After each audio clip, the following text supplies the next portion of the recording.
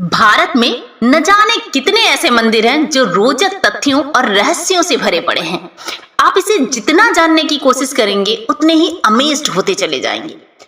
हिंदू धर्म में 4 धाम हैं: बद्रीनाथ, द्वारकापुरी, रामेश्वरम और जगन्नाथपुरी। कहानी प्रारंभ होती है जगन्नाथपुरी में, जहां भगवान श्री कृष्ण का वास्तविक हृदय आज भी धड़कता है। इसे ही नीलमणि या ब्रह्म पदार्थ की संज्ञा दी गई है। आमतौर पर लगभग प्रत्येक मंदिर में मूर्तियां स्टोन या मेटल से बनाई जाती हैं, लेकिन जगन्नाथ मंदिर में प्रभु की मूर्ति लकड़ी से बनी है। आइए जानते हैं आखिर ऐसा है क्यों। बात है 3102 बीसी की, जब श्री कृष्ण वन में पीपल वृक्ष के नीचे विश्राम कर रहे थे। तभी जरा नामक एक बहेलिये ने उन्हें हिरन समझकर तीर से वार किया, जिसके बाद प्रभु श्री कृष्ण ने मानव देह त्याग दिया और बैकुंठ चले गए। अर्जुन ने श्री कृष्ण का अंतिम संस्कार कर दिया और इस दौरान एक हैरान करने वाली घटना हुई। प्रभु श्री कृष्ण की देह तो जल गई, परंतु हृदय नहीं जला और वो धड़कता रहा।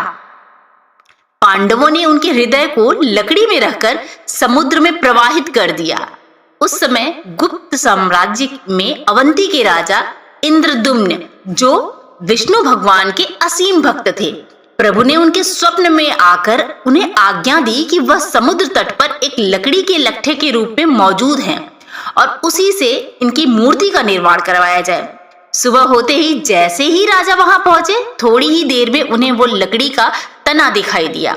उसे लेकर वो अपने महल में पहुंचे और वहां के प्रसिद्ध काष्ठकारों एवं शिल्पकारों को अपने यहाँ आने का निमंत्रण दिया, परंतु उस लकड़ी से कोई मूर्ति न बना सका। कुछ ही दिनों बाद एक काश्तकार महल आया और उसने बोला कि ये मूर्ति मैं बनाऊंगा, परंतु मेरी एक शर्त है। राजा के पूछने पर उसने कहा कि मैं ये मूर्ति 21 दिन में बनाकर तैयार कर लूंगा, लेकिन तब तक ना मुझसे कोई मिलेगा, ना मुझसे कोई बात करेगा और ना ही मेरे कार्य में किसी भी प्रकार का विघ्न डालेगा। राजा ने इसे सहर्ष स्वीकार किया और उन्हें वो जगह दिखा दी जहां पे कार्य करना था। अब कार्य का आरंभ हुआ। मूर्ति बनने की आवाजें आती रहती थी, परंतु धीरे धीरे ये आवाजें कम होती गई और एक दिन बंद हो गई। तब रानी को चिंता होने लगी कि कहीं भूख प्यास से वो काश्तकार मर तो नहीं गया या कहीं कोई प्रॉब्लम तो नहीं हो गई। उन्होंने दरवाजा खोलने की जिद की। जैसे ही दरवाजे को खोला गया तो पाया कि वहां कोई न था, केवल प्रभु जगन्नाथ, उनके भाई बलभद्र एवं बहन सुभद्रा की मूर्तियां थी और काष्ठकार कहीं भी उपस्थित न था। और उस मूर्ति को जब ध्यान से देखा गया तो उस मूर्तियां इनकम्प्लीट थी और प्रभु जगन्नाथ की मूर्ति में हृदय की जगह श्री कृष्ण का धड़कता हुआ दिल, यानी वही ब्रह्म पदार्थ था। According to scientist, it is not normal human heart. ये प्रूफ है कि हमारी एंशिएंट टेक्नोलॉजी कितनी एडवांस थी। इस हार्ट से एनर्जी का ट्रांसमिशन हो रहा था, पावर जनरेट हो रही थी और हम सबको ये अच्छी तरह पता है कि stone and metal are good conductor of electricity. Wood is an insulator, that's why it is made up of wood. और बात यही खत्म नहीं होती, यहाँ तक कि हर 12 साल में प्रभु की कास्ट की मूर्तियां चेंज की जाती हैं और उनके इस हार्ट को नई मूर्ति में ट्रांसफर किया जाता है, क्योंकि जगन्नाथ जी का हार्ट यानी एनर्जी एमिटिंग डिवाइस इतनी एनर्जी ट्रांसमिट करता है कि समय के साथ वुड खत्म होने लगता है और इसे चेंज करने की जरूरत पड़ती है। प्रभु के इस हार्ट को बदलने की जो प्रोसेस है वो बेहद यूनिक एंड कॉम्प्लिकेटेड है, क्योंकि इस दिन पूरे सिटी की इलेक्ट्रिसिटी सप्लाई रोक दी जाती है। पूरे शहर में घना अंधकार छा जाता है। उस दिन मंदिर में प्रवेश निषेध होता है और पंडित जी को आंखों पर मोटी पट्टी एवं मोटे मोटे ग्लव्स बांधे जाते हैं।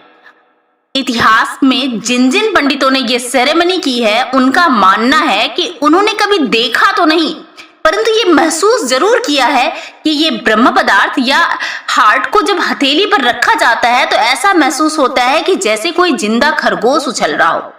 माना यह भी गया है कि इसे देखने के बाद व्यक्ति की तुरंत मृत्यु हो जाती है, इसलिए यह सेरेमनी आंखों पर मोटी पट्टी बांधकर घने अंधेरे में की जाती है।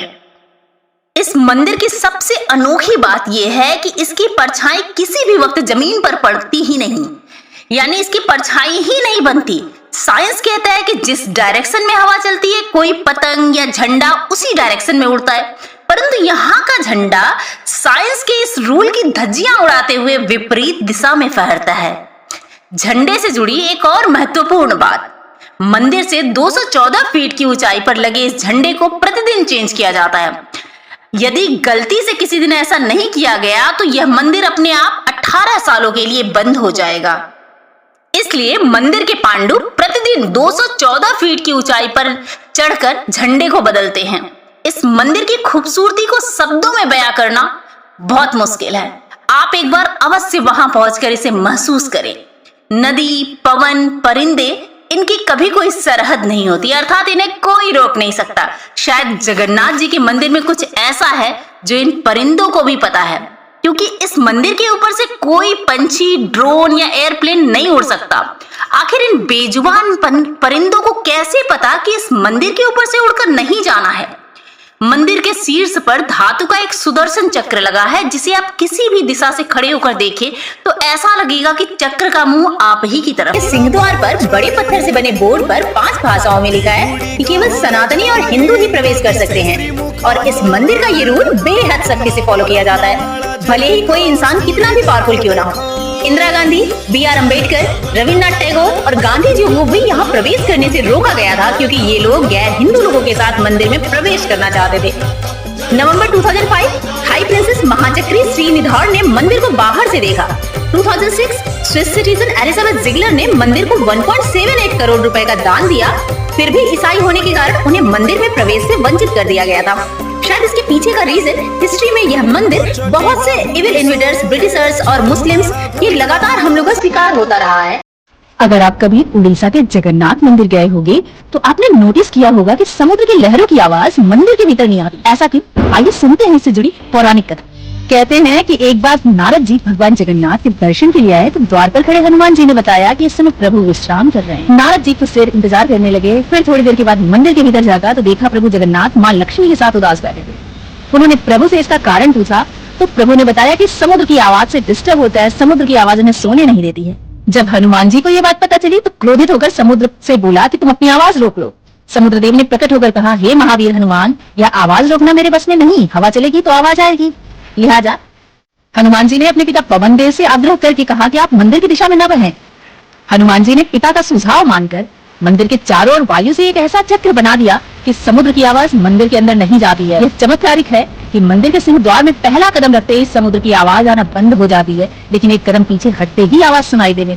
जगन्नाथ मंदिर एकमात्र ऐसा स्थान जिसके प्रसाद को महाप्रसाद कहा जाता है। कहते हैं भोग बनाने के लिए करीब 500 रसोइये और उनके 300 सहयोगी निरंतर काम करते हैं, और यह भोग मां लक्ष्मी की देखरेख में होता है। दुनिया की सबसे बड़ी रसोई में बनने वाला महाप्रसाद कितने भी भक्तों को बांट दिया जाए पर यह कभी कम नहीं पड़ता।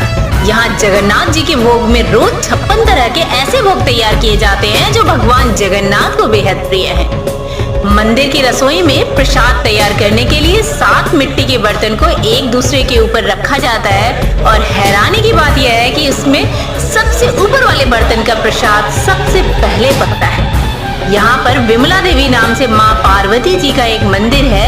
महाप्रसाद बनने के बाद सबसे पहले माता पार्वती को भोग लगाया जाता है, इसके बाद ही भगवान जगन्नाथ जी को भोग चढ़ता है। एकादशी के दिन चावल खाने से महापाप लगता है, फिर भी जगन्नाथपुरी में एकादशी के दिन लोग महाप्रसाद का चावल ग्रहण करते हैं। क्यों और क्यों एकादशी जगन्नाथ मंदिर में उल्टी लटकी हुई है? चलिए जानते हैं इसके पीछे की पौराणिक कहानी। एक बार ब्रह्मा जी जगन्नाथपुरी का महाप्रसाद खाने की इच्छा से मंदिर में पहुंचे, लेकिन तब तक महाप्रसाद समाप्त हो चुका था। मात्र एक पत्तल में थोड़े से चावल के दाने थे जिसे एक कुत्ता चाट चाट कर खा रहा था। ब्रह्मदेव भक्ति भाव में इतने डूबे थे कि उस कुत्ते के साथ बैठकर ही चावलों को खाना शुरू कर दिया। उस दिन एकादशी थी और देवी एकादशी यह देखकर जोर जोर से हंसना शुरू कर दी। ब्रह्मदेव की भक्ति भावना देखकर भगवान जगन्नाथ स्वयं प्रकट हुए और देवी एकादशी को उल्टा लटका दिया और उन्हें चावलों का महाप्रसाद खाते देख बोले, आज से मेरे महाप्रसाद में एकादशी का नियम लागू नहीं होगा।